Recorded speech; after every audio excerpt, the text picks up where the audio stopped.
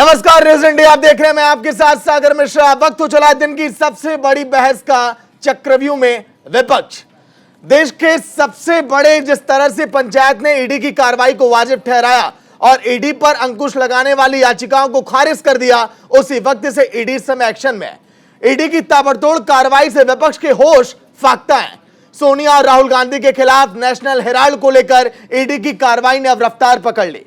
National Herald के कई दफ्तरों में दबिश भी दी गई। ईडी की कार्रवाई पर कांग्रेस की कलह लगातार जारी है, मगर ईडी अपने काम पर है।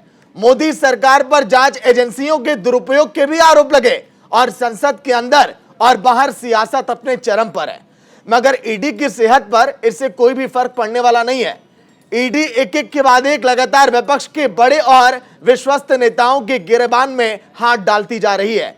माना यह जा रहा है कि ईडी के निशाने पर विपक्ष के कई और बड़े नेता हो सकते हैं, जिन्हें किसी भी वक्त तलब किया जा सकता है। कुल मिलाकर विपक्ष के कई नेता ईडी के रडार पर हैं, जिसकी वजह से पूरे विपक्ष में इस समय हड़कंप है। अब ये सभी मिलकर केंद्र सरकार के खिलाफ मोर्चा खोलने की कवायद में लगे हुए हैं।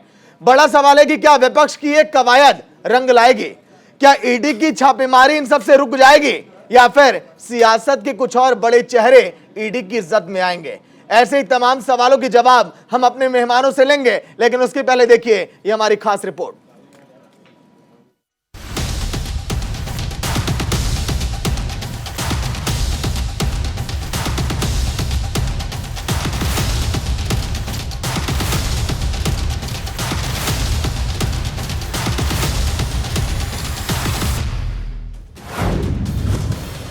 ईडी की ताबड़तोड़ कार्रवाई, विपक्ष का पारा हाई। ईडी की जद में और कौन? ईडी, जो आर्थिक अपराधों और विदेशी मुद्रा कानूनों के उल्लंघन की जांच के लिए बनाई गई है, इन दिनों अपने एक्शन को लेकर सुर्खियों में है। बंगाल से लेकर मुंबई तक, मुंबई से लेकर देश की राजधानी दिल्ली तक ईडी की ताबड़तोड़ छापेमारी जारी है। ईडी के एक्शन से देश में बवाल मचा है। ईडी की बढ़ती सक्रियता से विपक्षी नेताओं के होश उड़े हुए हैं। चाहे वो नेशनल हेराल्ड मामले में सोनिया और राहुल से पूछताछ हो, बंगाल में अर्पिता मुखर्जी के घर छापेमारी हो, पार्थ चटर्जी पर की गई कार्रवाई हो, या संजय राउत को रडार पर लेना हो, ईडी के एक्शन ने सियासतदानों को सकते में डाल दिया है। विपक्ष का आरोप है कि सरकार जांच एजेंसियों का गलत इस्तेमाल कर रही है। विपक्ष की सरकारों को अस्थिर करने की कोशिश की जा रही है, जिसको लेकर विपक्षी नेता संसद से लेकर सड़क तक विरोध कर रहे हैं। जिस तरीके से पूरी ईडी हो, सीबीआई हो, आईटी हो, लॉ के न्याय व्यवस्था हो, दिल्ली में जिस तरीके से प्रोटेस्ट पे रोक लगाई जाए दिल्ली पुलिस की हो, क्लियरली दिखाई दे रहा है कि केंद्र सरकार किसी भी आंदोलन से डर रही है। अब ये लोग इन सब हथकंडों को अपना रहे हैं, जैसे विपक्ष चुप हो जाए।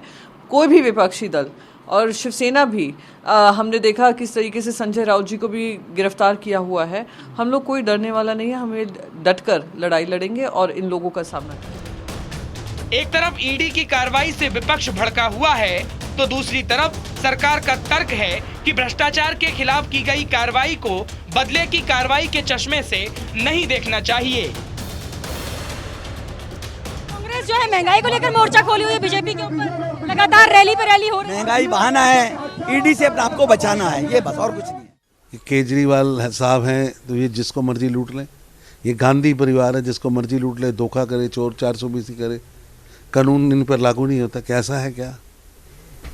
कानून को अपना काम करने देना चाहिए। इंस्टीट्यूशंस है, इंडिपेंडेंट इंस्टीट्यूशन, उनको अपना काम करने देना चाहिए। आरोप प्रत्यारोप का दौर जारी है। आरोप ये भी है, क्या सत्ताधारी बीजेपी का कोई भी नेता भ्रष्टाचार में लिप्त नहीं है? क्यों विपक्षी नेताओं पर ही कार्रवाई हो रही है? और क्यों विपक्षी नेताओं को अपने देश की जांच एजेंसी पर भरोसा नहीं हो रहा है? ऐसे में देखना होगा कि ईडी का ये शिकंजा और कौन सा नया सियासी तूफान लाएगा। Bureau report, news India.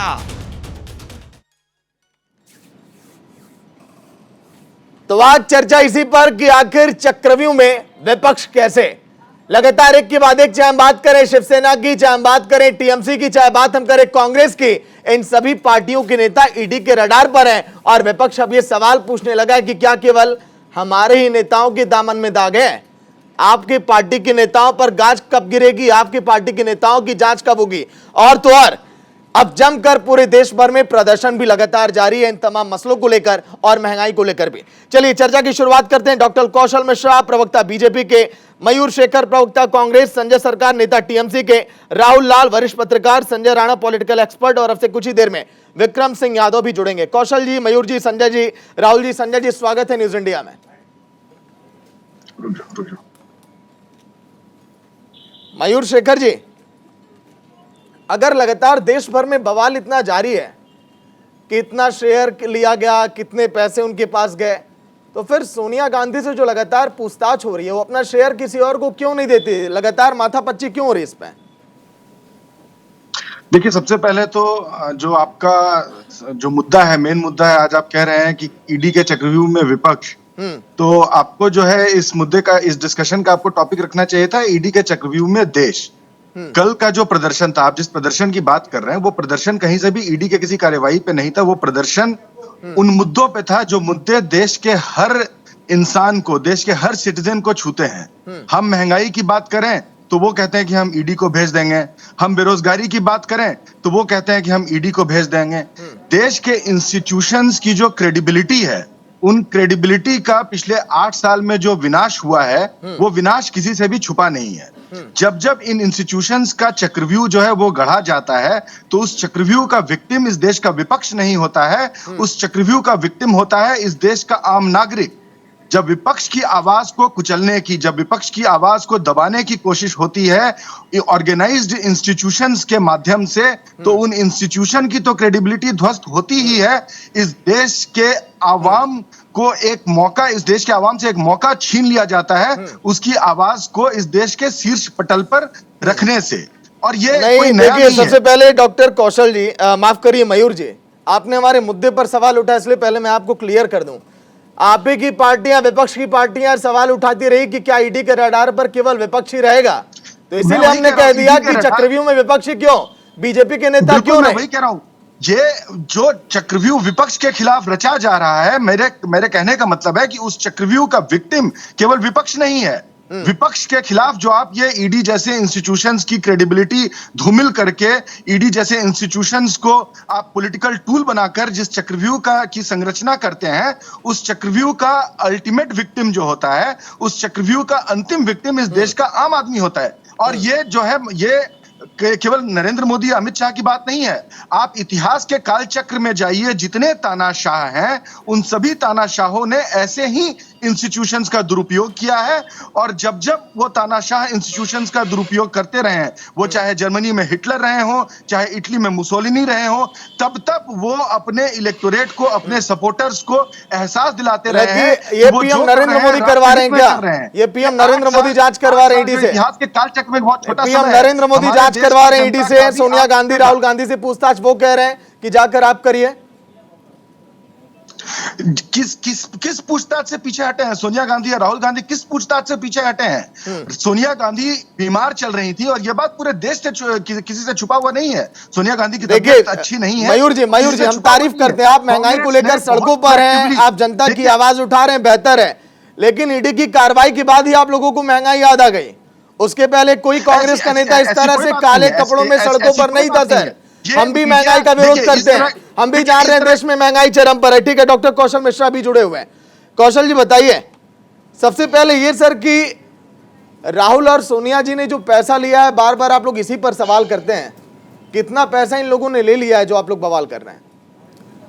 90 lakh रुपए दे करके लगभग 3000 से 5000 करोड़, आज की वैल्यू 5000 करोड़, उतनी संपत्ति पे कब्जा कर लेना।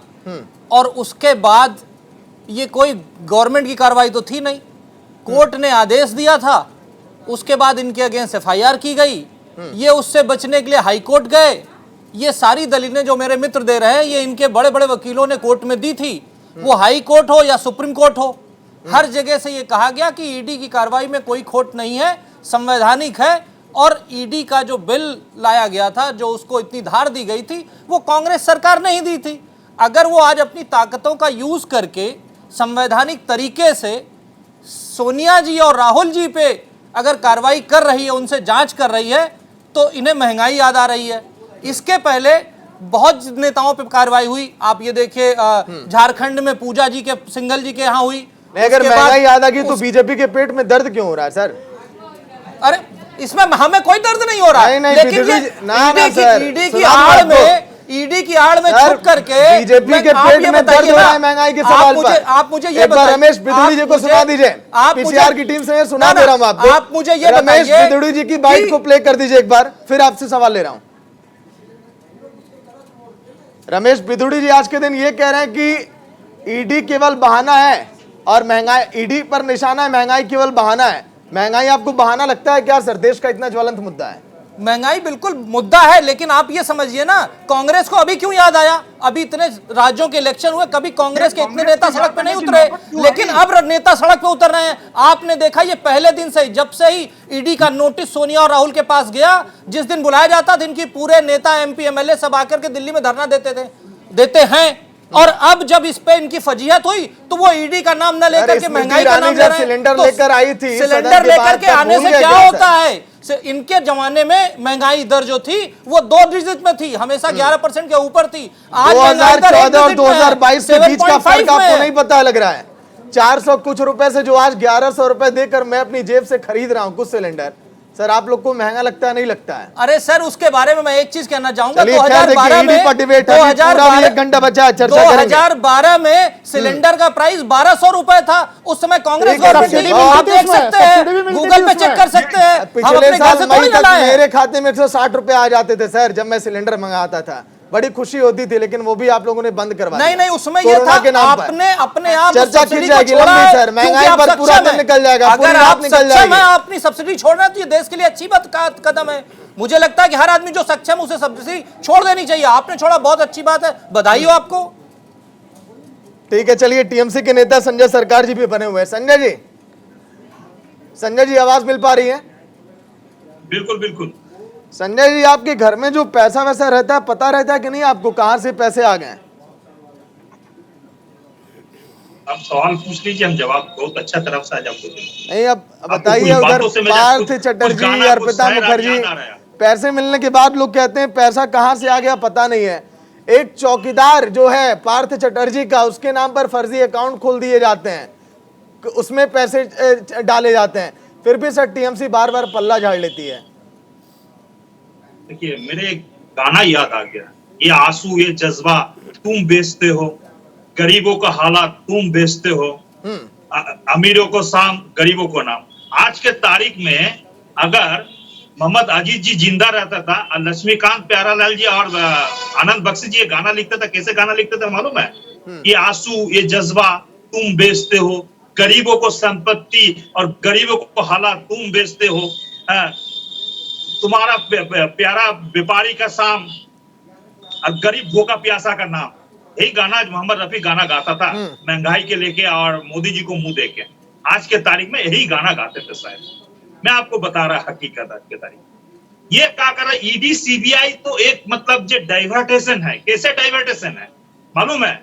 इतना महंगाई हो गया है हिंदुस्तान के अंदर में, नहीं है नौकरी। अच्छा संजय जी, संजय जी देखिए, मैं रोक रहा हूँ इसलिए माफी चाहूंगा आपसे। सवाल सीधा सा था, पैसे के लेन देन को लेकर जो पैसे मिले, पीएम मोदी और ईडी इसमें नहीं आना चाहिए ना सर? आप इस पर जवाब दे दीजिए।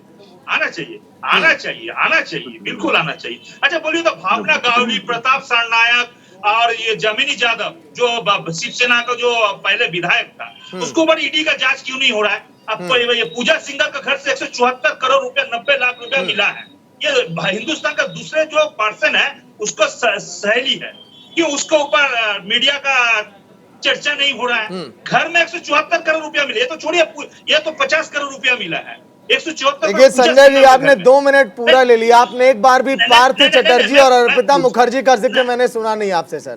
हमने एक बार भी नहीं सुना। अर्पिता अगर वो गलत करते हैं, अगर कानून उसको सजा देता, इन्वेस्टिगेशन प्रूव करता वो गलत है, उस उसको फांसी का चलिए ठीक है, परिचय करा दूं, ठीक है, आऊंगा आपके पास, आऊंगा मयूर जी, आऊंगा कौशल जी, आऊंगा, परिचय करवा दूं। फिलहाल विक्रम सिंह यादव नेता शिवसेना के जुड़ गए। विक्रम जी स्वागत है न्यूज इंडिया में। विक्रम जी आवाज मिल पा रही है? विक्रम जी बिजनेस का तरीका वगैरह थोड़ा बताइए। 5,600 कुछ रुपए कैसे 13 लाख के करीब हो जाते हैं, समझ में नहीं आता है। नहीं देखिए, ये तो सागर जी अलग अलग बिजनेस का अलग अलग नेचर है। बहुत से लोगों ने थोड़े से पैसे लगा के बहुत कमाए, ये तो कोई बड़ी बात नहीं।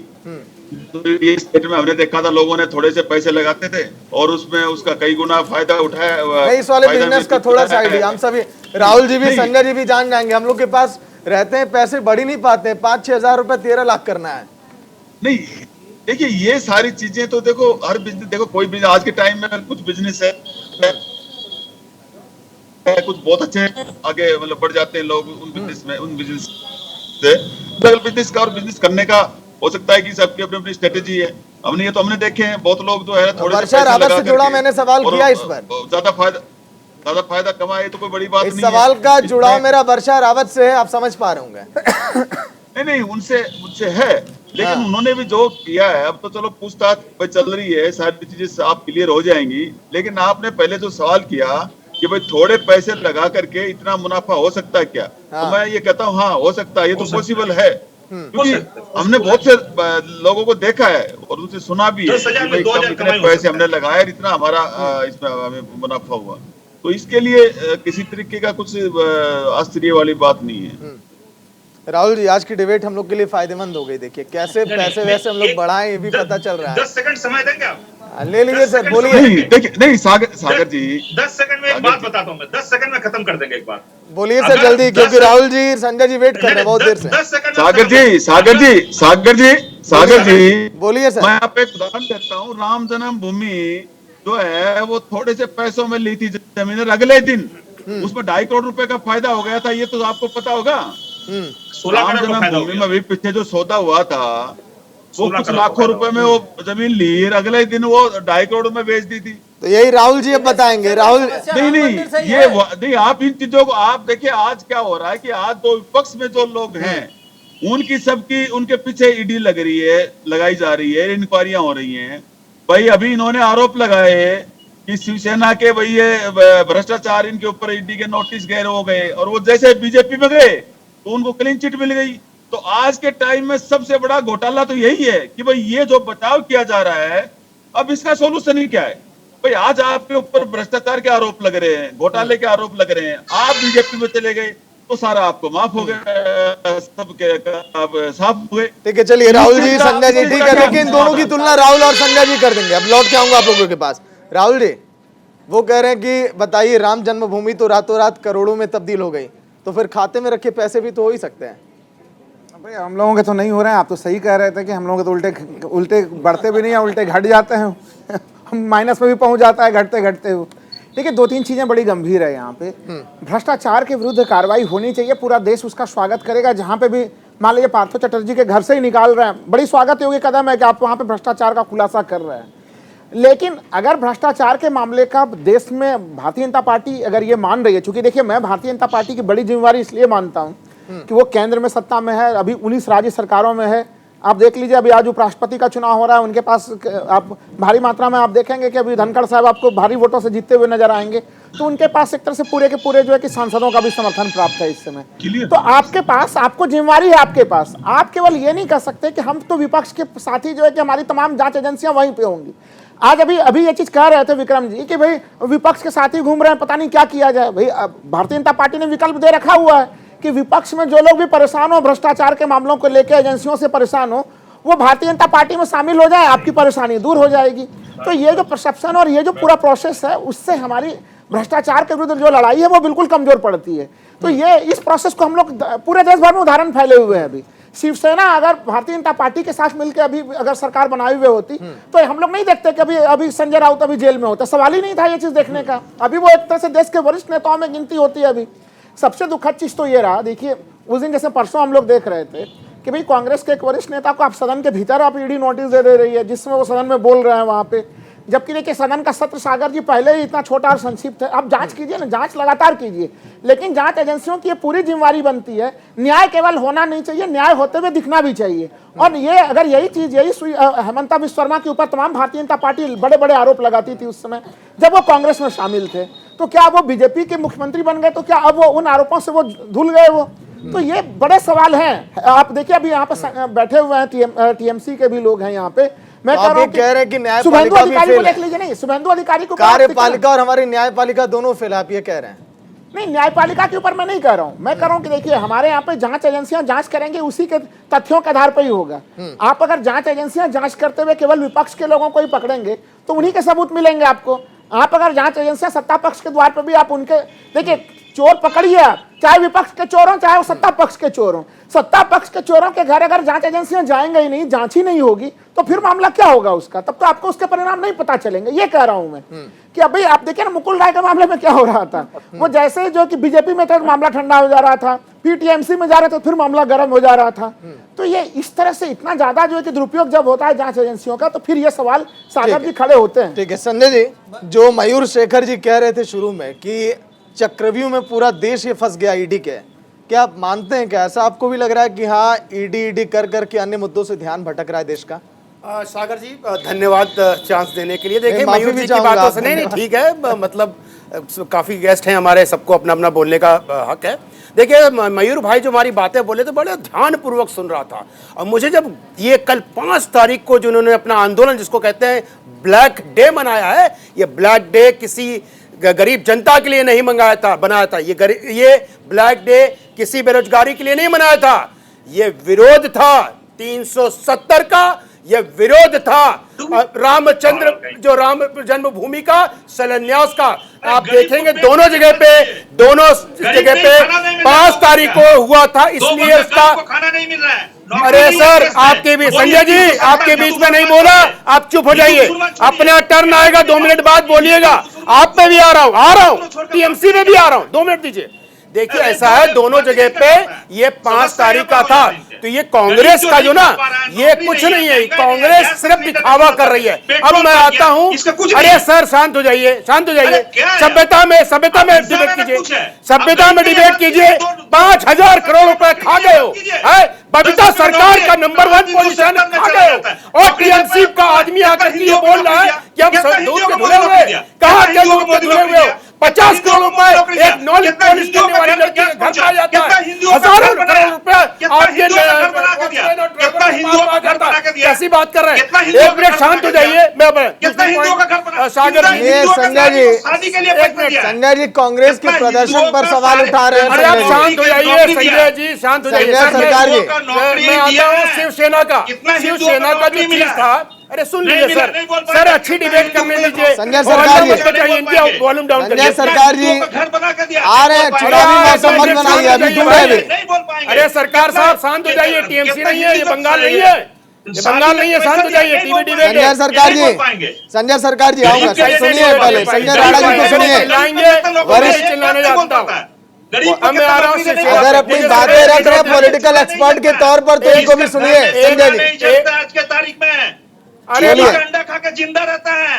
अरे सब लोग जिंदा है, किसी को कोई तकलीफ नहीं है। आपके नेताओं को मैं आता हूँ शिवसेना पे। देखिए शिवसेना का जो रीडेवलपमेंट का काम था ये 2001 में हुआ था, और इसके तहत सागर भाई 672 फ्लैट जो गरीब लोग रह रहे थे उनको देना था, और तकरीबन 3000 फ्लैट महाडा को देना था, लेकिन उन्होंने क्या किया? कुछ काम नहीं किया, और एक तकरीबन 47 एकड़ जमीन 1000 करोड़ में 9 बिल्डर्स को बेच दी है।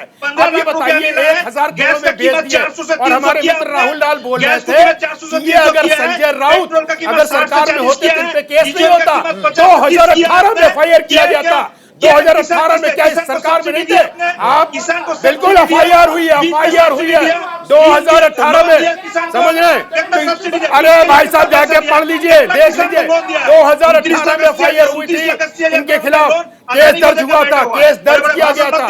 ये बताइए 672 ठीक है, चलिए संजय राणा जी ब्रेक पर जा रहे हैं। संजय सरकार जी, ईमानदार हूँ। जिस तरह से ममता बनर्जी ने पूरे विपक्ष का बीड़ा उठा रखा, उसी तरह से आप डिबेट में भी देखिए सभी विपक्ष के नेताओं की तरफ से एक साथ एक बार में आ रहे हैं आप।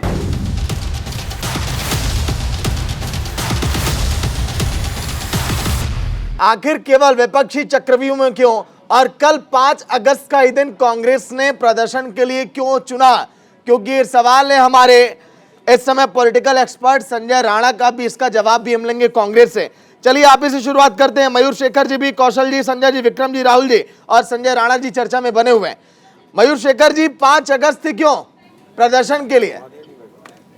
ये भाजपा को लगता है कि हर मुद्दे पर जो है राम जी का नाम ले लेंगे और उसके बाद इनके सारे जो है गुनाह माफ हो जाएंगे, इनको महंगाई से मुक्ति मिल जाएगी। 370 कौन सा राम जी का नाम है?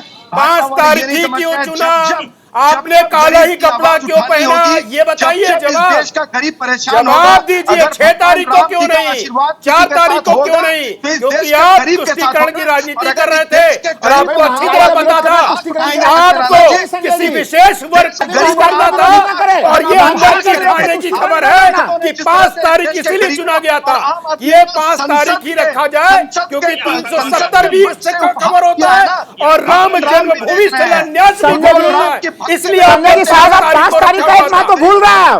संजय जी, कल सुबह आरबीआई ने अपने रेपो रेट में वृद्धि की थी महंगाई दर को मानते हुए, 50,000 अंकों की वृद्धि की थी। पूरे देश को पता था कि कल 50,000 अंकों का वृद्धि होने वाला है रेपो रेट में।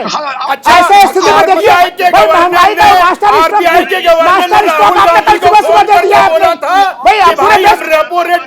बिल्कुल पूरे देश को पता था, पूरे देश को पता था। आप देखिए सदन के भीतर वित्त मंत्री ने स्पष्ट रूप से महंगाई मानने से इनकार किया, लेकिन आरबीआई को महंगाई को मानना पड़ा। संजय राणा जी, 5 अगस्त बिल्कुल सही है। भाई राम मंदिर का निर्माण माननीय सुप्रीम कोर्ट के आदेश से हो रहा है, वो कोई पॉलिटिकल मामला है ही नहीं। वो ना कांग्रेस का मामला है, सुप्रीम कोर्ट ने आदेश दिया, बन रहा है वो। लेकिन महंगाई का मामला तो मामला है वो।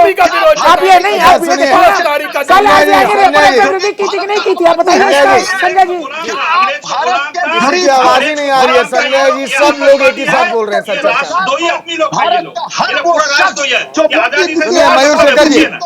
मयूर शेखर जी, संजय जी, हिस्सा समझते हैं कि नहीं समझते हैं? मयूर जी, अरे बीजेपी के प्रवक्ता हमारे सामने बैठे हुए डॉक्टर कौशल जी, और कांग्रेस जब ये लड़ाई करती है, कौशल जी जवाब देने के लिए बैठे हैं। रुकिए, पारसी को आप अपना समझते हो कि नहीं समझते हो? सिख को अपना समझते हो कि नहीं समझते हो? कांग्रेस पार्टी के लिए एक ही वर्ग अपना होता है, बाकी जो हमारे देश के नागरिक है वो किसी भी धर्म संप्रदाय के, वो आप अपना क्यों नहीं समझते हो? भाई साहब मुझे ये बता दो, हमेशा जो मुस्लिम पर्सनल लॉ बोर्ड किसने लाया? कांग्रेस ने 1992 में एक्ट कौन लाया? कांग्रेस ने 2013 में लॉ को ला रहा था जिसमें कोई भी दंगा करेगा, लेकिन जो मेजोरिटी में है उस पे ही केस दर्ज होगा। कौन ला रहा था? कांग्रेस। कांग्रेस का कथनी और करनी चेहरा सबको पता है, तो अपना चेहरा न बताएं। काला कपड़ा आपने सिर्फ इसलिए कल पहना था कि आपको। संजय जी, मयूर जी लौट कर आऊंगा। संजय जी, मयूर जी, चलिए डॉक्टर कौशल मिश्रा भी हैं, बीजेपी के प्रवक्ता। आपके लिए भारत जो है वो ठीक है, लौट कराऊंगा। कौशल जी बताइए, राहुल लाल जी ने जो सवाल किया, 5 अगस्त को आप लोग इतना ऐतिहासिक दिन मानते हैं, कल के दिन आरबीआई के रेपो रेट में जो बढ़ोतरी की गई, जो महंगाई चरम सीमा पर है, क्या इसको भी आप बोलेंगे ऐतिहासिक दिन? देश के आम आदमी की लड़ाई लड़ना वो। मयूर जी लौट कराऊंगा। कौशल जी आपसे सवाल है। मयूर जी लौट कराऊंगा, कौशल जी जवाब दीजिए। मेरा सारा रिप्लाई तो हमारे पॉलिटिकल एनालिस्ट जो हैं उन्होंने ही दे दिया, मुझे कुछ बोलने की जरूरत नहीं पड़ी। यही देश की जनता की आवाज़ है। और जहां तक रही सच्चाई की, तो आप ये सोचिए ना कि कांग्रेस ने 5 तारीख को ही क्यों चुना? मैं वही तो 5 उसका तारीख जवाब को मैंने दिया ना। सर प्लीज, भाई, सर प्लीज, नहीं, उसका एक सवाल है जो मैं ऐसे बात नहीं 5 अगस्त को रेपो रेट में 50 आधार ये बात वृद्धि हुई है ये कि नहीं हुई है? ये बात आपके आरबीआई ने कल स्वीकार किया कि ये पूरे बात दुनिया को पता कांग्रेस था। को बताई गई थी क्या? ये कांग्रेस अरे को फोन पूरे करके देश को बताया पता था था, क्या? पूरे देश को पता था। कैसे पता था? पूरे देश को पता था कि कल रेपो रेट में केवल धारा वृद्धि होने वाली है, कांग्रेस को नहीं पता और था। राम मंदिर का विरोध किया गया था। महंगाई के मामले पर आप जवाब देने से बच रहे हैं। पहले तो आप ये बता दीजिए कि महंगाई है या नहीं है। बीजेपी को लगता बता दें क्या महंगाई नहीं है? राहुल जी आप लोगों ने रेपो रेट कब बढ़ाया जाता है? आप ही बता दीजिए संजय राणा जी। भाई महंगाई को कंट्रोल करने के लिए तो उन्होंने रेपो रेट बढ़ाया है ना उन्होंने। तो आप ऐसे स्थिति में बताइए कि जब महंगाई की चरम स्थिति हो रही है और उस समय विपक्ष अगर महंगाई के लिए आवाज नहीं उठाती, राहुल जी जवाब ले लें, बोलिए। कांग्रेस की आलोचना ठीक है, संजय राणा जी और कौशल मिश्रा जी दोनों लोग मिलकर जवाब देंगे राहुल लाल जी के सवाल का। मयूर जी अरे मयूर जी आप ही से जुड़ा सवाल है, राहुल लाल जी ने कर दिया। 1 मिनट रुक जाइए। संजय राणा जी, कौशल जी जवाब दे दीजिए राहुल लाल जी का। राहुल जी का सवाल मेन ये है कि महंगाई क्यों हो रही है। महंगाई के 2 मेन रीजन है, एक तो कोविड गया है, दूसरी तरफ से ये जो रशिया एंड यूक्रेन का वार हो रहा है, इससे पूरे विश्व में महंगाई है। अगर मैं सर फिर बीच में बोले दिस इज नॉट डन, मैं ऐसे वाली मैं ये डिबेट ये गलत है, ये ठीक नहीं है। मैं इस तरह से कौशल जी पूरी दुनिया में 65 ऐसे छोटे देश हैं जहां पर भारत से महंगाई कम है। नाम पता है आपको? नहीं बिल्कुल, मैं तो रख दे रहा हूं ना कुछ नाम। अरे भाई दुनिया की जो सबसे बड़ी ताकतें हैं, जो डेवलप्ड कंट्री है, वहां पे 65 देश का नाम क्यों नहीं लेते आप लोग? चीन का खुदरा महंगाई दर 2.5% आप देख लीजिए। चीन को आप महाशक्ति मानते हैं कि नहीं मानते हैं? 2.5% है चीन का। ताइवान जो कि अभी आप देख रहे हैं लगातार पूरे मीडिया में 2.3% का है वहां पे। आप सऊदी अरब का देख लीजिए 2.3%, महंगाई दर जापान का देख लीजिए, भारत की पुरानी महंगाई दर में देख लीजिए, जब कांग्रेस सरकार थी उस समय में कांग्रेस सरकार में चले गए थी, आज आपको पता है 7.5 है। आप ये बताइए ना, इस समय जबकि हम मुफ्त में अनाज दे रहे हैं 80 करोड़ लोगों को, वैक्सीन लगाई जा रही है सबको, उसके बाद भी आप कह रहे हैं इतना बड़ा देश है, 135 करोड़ का देश है, उसके बाद भी जिस तरह से लोगों के घर में मुफ्त अनाज दिया जा रहा है, वैक्सीन दी जा रही है, उसके बाद इस महंगाई दर की कोई वैल्यू नहीं है। इसके मैं मानता हूं, मैं एक मिनट सुनिए, पाकिस्तान को उदाहरण लेके बैठ जाइए। पाकिस्तान नहीं, रशिया ले लीजिए, फ्रांस ले लीजिए, यूरोप के कंट्री ले लीजिए, यूएसए ले लीजिए, हर जगह महंगाई दर 10 से ज्यादा है। यहाँ पे महंगाई दर 7.5 है। आप जाके कम से कम देखिए तो, आप देखिए ना विश्व की जितनी महाशक्तियां हैं वहां पे महंगाई दर 10 के ऊपर है, यहाँ 7 के आसपास है, जबकि इतनी बड़ी जनसंख्या है, विश्व की सबसे बड़ी जनसंख्या भारत के पास है, उसके बाद भी यहाँ पे महंगाई दर लगभग बराबर है जितने डेवलप्ड कंट्री हैं, उसके बाद भी आप यहाँ पे महंगाई दर की बात करें। और जो आज की बात हो रही है, अरे आज की बात जो हो रही है ईडी के एक्शन की, संतोषजनक जवाब एक भी नहीं मिलता है सर आप लोगों का महंगाई पर। हाँ बात यह है कि जब ईडी के एक्शन की बात हो रही है तो उसमें महंगाई दर लेके आ जाना, सर यही तो है सर। अब ये बताइए, मुझे ये बताइए ईडी के साथ ही साथ कांग्रेस का प्रदर्शन इससे जुड़ा है। ईडी पर आप लोग कह रहे हैं कांग्रेस ने प्रदर्शन किया, खिलाफ था, धारा 3 हमने इसीलिए सर कपड़े पहन के बैठे हुए थे। आप ये देखिए ना सुनिए कौशल जी कांग्रेस की जब सरकार, कौशल जी मुद्दा है ईडी का चक्रव्यूह, तो क्या हम महंगाई क्या ईडी के चक्रव्यूह में ही रहेगा सब लोग? महंगाई पर कोई सवाल नहीं कर सकता। महंगाई पे सवाल करिए, पर जब ईडी की आड़ में महंगाई की बात करेंगे तो यही होगा। आप ये समझिए, महंगाई इसमें सबसे स्तर पे है। मैंने पहले पूरे दुनिया भर में महंगाई है। मुझे इसका जवाब दीजिए। आप ये बताइए ना, पूरे दुनिया भर में महंगाई का झूठा निकल गया। आपने फिर दूसरा झूठ बोला कि नहीं सभी महाशक्तियों में मुद्रास्फीति है। मैंने बता दिया कि चीन में नहीं है। झूठ नहीं बोल रहे हैं, आप जाके देखिए कम से कम। आप ये देखिए ना, मैं तो लगातार देख रहा हूँ, एक देश के आंकड़े पड़े हुए हैं मेरे सामने। आंकड़े खुले, क्या दिख रहा है? चीन का आंकड़ा दे रहा हूँ 2.5% का, वो गलत आंकड़ा दे रहा हूँ। आप ये बताइए ना, जिस तरीके से हिंदुस्तान की इकोनॉमी थी और जहां पे हम लेके आए हैं, जिस तरीके से गोल्ड को रखा गया था रिजर्व में, उसको छुड़ाने के बाद आज जिस तरीके से भारत को कहां से कहां पहुंचाया गया, आप ये देखिए विश्व में कहां से कहां भारत पहुंच गया। आप ये देखिए ना, लेके आ गए। अभी भी जो आप हम लोग अनुमान लगा रहे थे, संजय राणा जी साथ में बताइए कौशल जी के जवाब से, संतुष्ट अगर नहीं है राहुल लाल जी तो फिर आप ही जवाब दे दीजिए। अभी तक संजय जी आपने गुणगान किया था बीजेपी का। हमारे मित्र बोल रहे थे, उस बीच में मैं बोलना नहीं चाह रहा था। देखिए ऐसा है, राहुल लाल जी ने रेपो रेट की बात करी है। बिल्कुल, अगर रेपो रेट बढ़ता है तो कहीं ना कहीं जो लोन लेता है आदमी, जो होम लोन होता है, उसकी EMI बढ़ जाती है, नो डाउट। लोन कौन लेता है? जो आम जनता होती है, मध्यम वर्ग होता लेते हैं। लेकिन मेरा प्रश्न यह है कि भैया ये तो सुबह हुआ था, राहुल गांधी या कांग्रेस पार्टी तो प्लानिंग पहले से कर रही थी, रेपो रेट बढ़ रहा है। अब मैं आता हूं, फ्लैट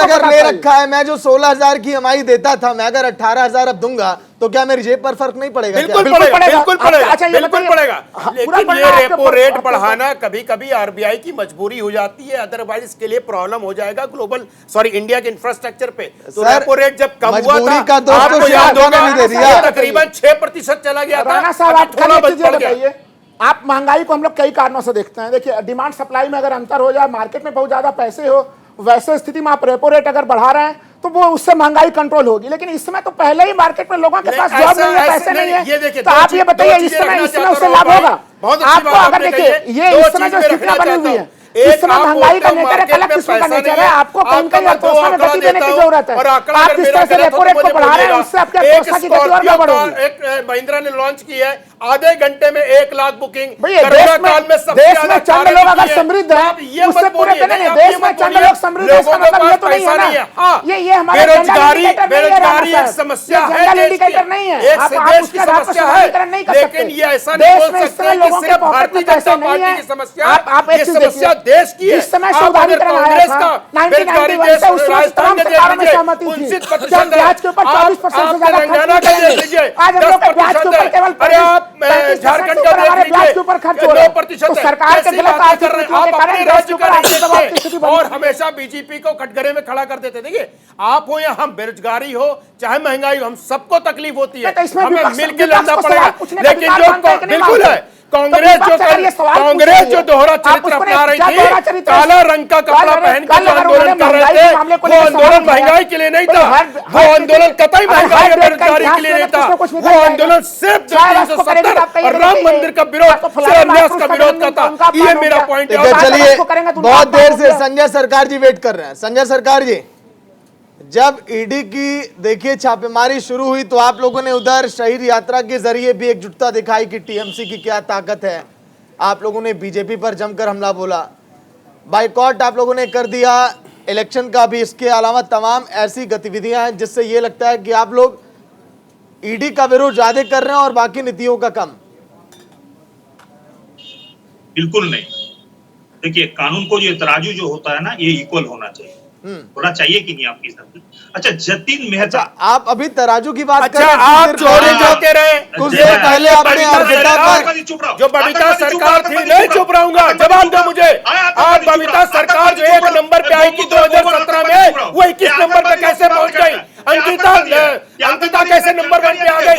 ये बताइए। ये जो घोटाला हुआ है, जिसके तार बांग्लादेश और मलेशिया से जुड़ रहे हैं, वो कैसे हो गया? आप क्या बात कर सकते हैं? आपको जवाब देना पड़ेगा सरकार साहब, आप भाग नहीं सकते हो। आप ईडी को नहीं चुप रहेंगे, स्पष्ट करेंगे। इस देश का नागरिक है, आपको चोरी करने का हक नहीं है। आप कुछ भी चोरी करोगे, आके बोलोगे ईडी के पीछे। आप ये बोल रहे हो कि ममता बनर्जी जो बोल रही हो गलत है, आप सच बोल रहे हो। आप पार्थो चटर्जी ने कोई घपला नहीं किया। अगर घपला नहीं किया, पैसे कहां से आ रहे हैं?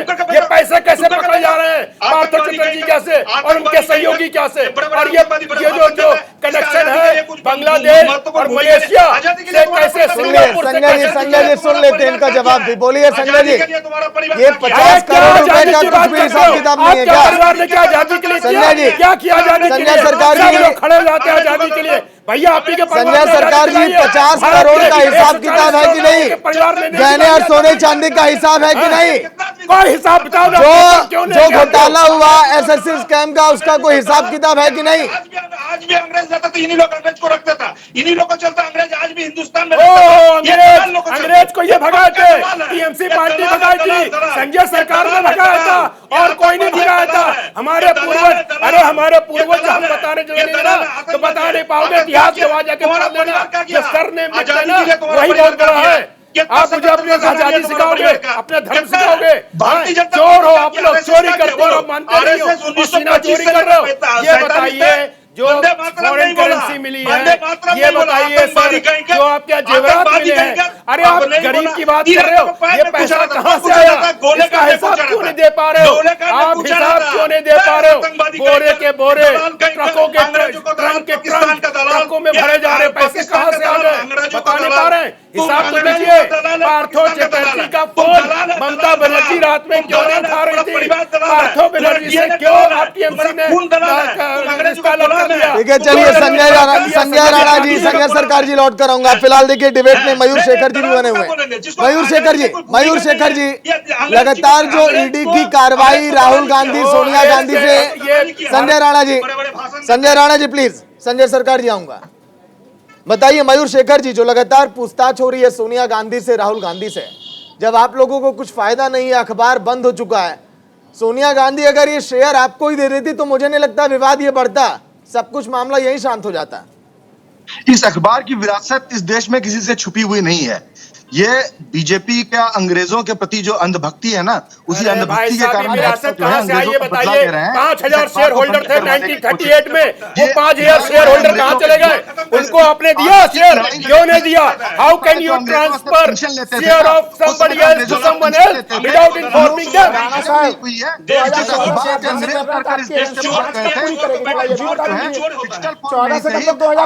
प्रकाशित हो रहा है भैया। कौन सा प्रकाशित हो रहा है? 2008 में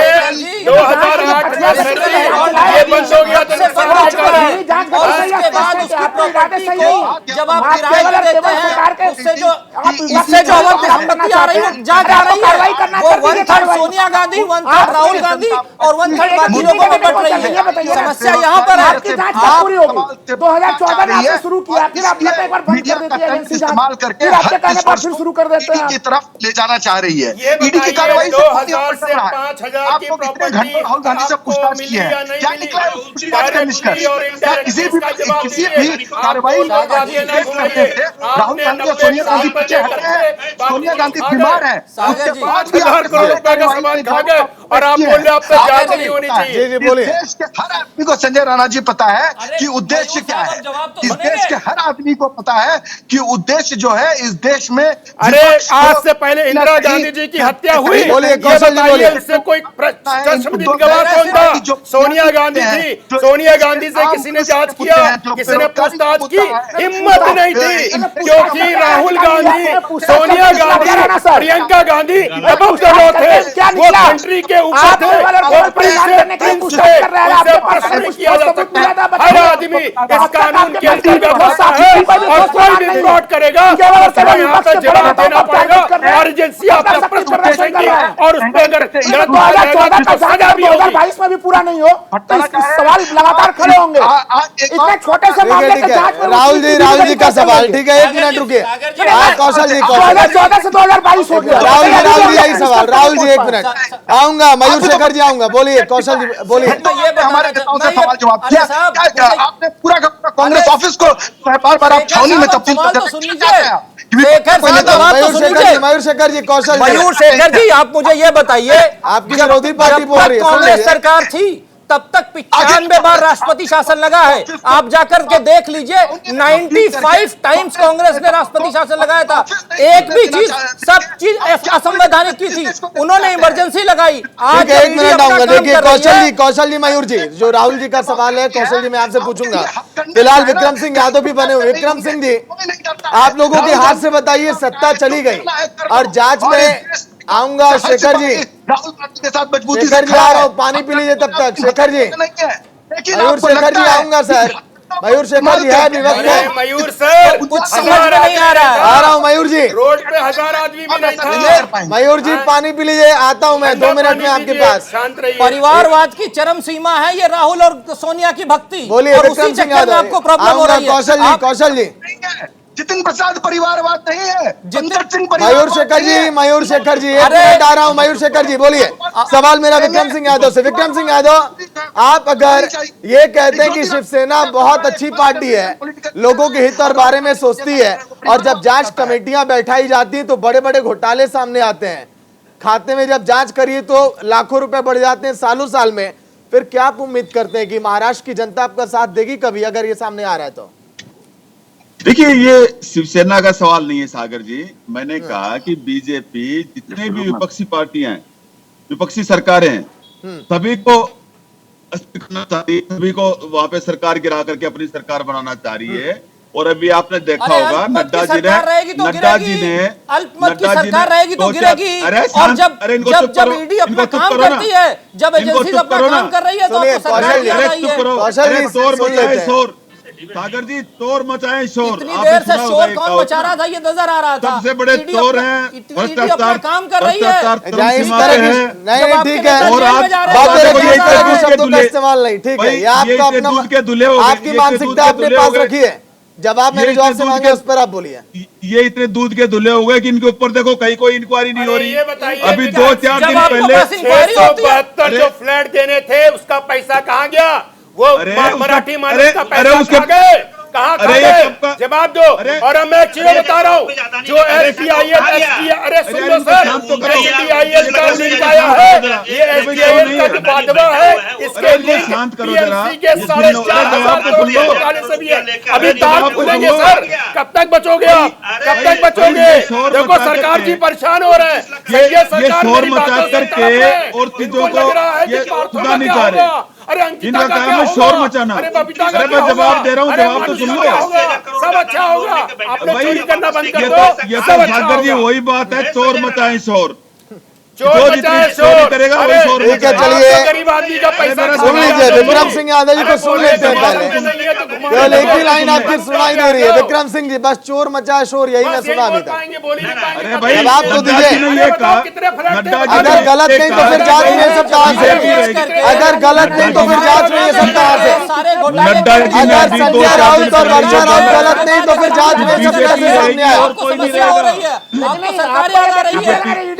नड्डा जी ने अभी बोला है कि नहीं बोला? अरे भाई, नड्डा जी अभी 2-4 दिन पहले क्या बोला? रुपये का भी वो जब्ती नहीं कर पाई। बीजेपी रहेगी और कोई नहीं रहेगा। आप इतने आप पॉलिटिकल यूज अगर कर रहे हैं तो आखिर क्यों 24 मामले में सजा दिला पाएंगे? सरकारों को तोड़ करके सब जगह अपनी सरकार बनाना चाहते हैं। देश के अंदर एक तानाशाही का माहौल बनाना बहुत चाहते अच्छा प्रश्न हमारे मित्र ने पूछा है। देश के अंदर तानाशाही और दमनशाही। कितने लोगों को सजा दिलाई है? वही तो सवाल पूछा आपको जाएगा पता ना। है चारा घोटाला कब हुआ था? चारा अरे घोटाला कब हुआ था? चारा घोटाला कब हुआ था? सजा कब मिली है? उधर नहीं जा सकते भैया। हमें इस सरकार से क्या आश्वासन मिला था? यूपीए सरकार में विपक्ष का 7 साल बनाने वाला 7 महीना पूछ ले। और आप मुद्दे नहीं बदल सकते राणा जी, राणा जी मुद्दे नहीं बदल सकते। तो स्पष्ट देखिए, मतलब आप इस समय जिस तरह का दुरुपयोग कर रहे हैं ना, देखिए वो एक चारा घोटाला का उदाहरण लेकर संजय जी क्या चाहते हैं? बीजेपी 2050 तक बनी रहे, जांच चलती रहे? हम ये नहीं चाहते, यही चाह ही रहे हैं। मैं तो इसी मामले में कर रहा हूं। मतलब नहीं है नेशनल कोई भी करप्शन चलेगा, कोई भी चोरी होगी। संजय जी एक्सेप्ट करिए ना, आपके यहाँ समय लग रहा है। 100 साल तक अपने अगर ईडी की जांच में अगर तक निकाल नहीं पाए। सुनिए कौशल जी, अमित शाह के बेटे कोर्ट में हलफनामा देकर के कौशल जी केवल 23 गिरफ्तारियां क्यों अभी तक? सारे विपक्षी कौशल जी अभी तक केवल 23 गिरफ्तारियां क्यों? चाहे केजरीवाल कौशल जी अभी तक 23 गिरफ्तारियां क्यों? कौशल जी 23 गिरफ्तारियां क्यों? जवाब इसमें राहुल जी बोलिए। कौशल जी बोलिए। ईडी की कार्रवाई हुई है, वो कार्रवाई सुब्रमण्यम स्वामी के केस के बाद हुई है ना, और उसके बाद कोर्ट के ऑर्डर से हुई है। अगर आपके पास सबूत है तो सवाल उठाते। अगर हजारों जांच हो रही है, अगर आपको लग रहा है कि ये दोषी है, राहुल गांधी ने माफी मांगी, अरविंद केजरीवाल ने माफी मांगी, सभी लोगों ने माफी मांगी है, क्योंकि वो झूठे आरोप लगाते हैं। और मोदी जी का नारा था न खाऊंगा न खाने दूंगा। अब जब खाने नहीं दे रहे हैं कौशल जी एक मिनट राहुल, लेकिन खाएंगे हम ही। ये गलत पॉलिसी है ना। तो प्रूफ करिए ना, प्रूफ करिए। एक भी करप्शन लेकर के हलफनामा देकर के माफी मांगते हैं। कौन माफी मांगा? कोर्ट में किसने माफी मांगा? कोर्ट ने राहुल जी ने माफी मांगा, कोर्ट में अरविंद केजरीवाल ने माफी मांगा। झूठे इसी वजह से इसीलिए माफी मांगा, माफी मांगा। कौशल जी सुनिए, अब जब विपक्ष सत्ता में आएगी कभी आने वाले समय में, तो विपक्ष यही बात बोलेगी कि ना खाऊंगा ना खाने दूंगा। जो पहले खाएगा फिर वो भी निकलवाएगी। जो भी खाएगा वो जेल के पीछे जाएगा, ये इसमें कोई गलत बात नहीं है। और देश का गरीब आदमी बहुत खुश है, ईडी की कार्रवाई से देश का गरीब आदमी खुश है। आज महंगाई होने के बावजूद भी देश का आदमी खुश है, क्योंकि करप्ट लोगों के खिलाफ कार्रवाई हो रही है, लोग जेल में जा रहे हैं, नेता जेल में जा रहे हैं, सोनिया गांधी राहुल गांधी के खिलाफ कार्रवाई हो रही है, इसलिए जनता खुश है। चलिए ठीक है राहुल जी, वक्त कम है। कौशल जी ठीक है। संजय सरकार जी, फिर मौका मिलेगा कभी। बहुत बहुत शुक्रिया कौशल जी आपका, मयूर शेखर जी आपका, संजय सरकार जी आपका, विक्रम सिंह यादव आपका, राहुल लाल जी आपका, संजय राणा जी आपका चर्चा में शामिल होने के लिए। तो चक्रव्यूह, विपक्ष जिस तरह से सवाल लगातार उठा रहा ईडी पर, सवाल जवाब और चर्चा इस पर थी, लेकिन देखिए कहां तक पहुंची है। ना खाऊंगा ना खाने दूंगा, पूरा चुनावी मौसम बन गया। लेकिन विपक्ष बार बार यही पूछ रहा है कि आखिर ईडी की रडार केवल विपक्ष पर ही क्यों, विपक्ष से ही सवाल क्यों? आखिर बीजेपी कब इसकी जद में आएगी और कब उनके नेताओं के भी उन तमाम मामलों के खुलासे होंगे? लेकिन पूरे देश भर में मुद्दा इस समय महंगाई का गरमाया है। कांग्रेस ने जब जब महंगाई का मुद्दा उठाया, बीजेपी ने यही बोला कि महंगाई इनके लिए केवल और केवल बहाना है। यह आम जनता तय करेगी कि आने वाले समय में यह बहाना या फिर मुद्दा। फिलहाल इतना ही, देखते रहिए न्यूज़ इंडिया। नमस्कार।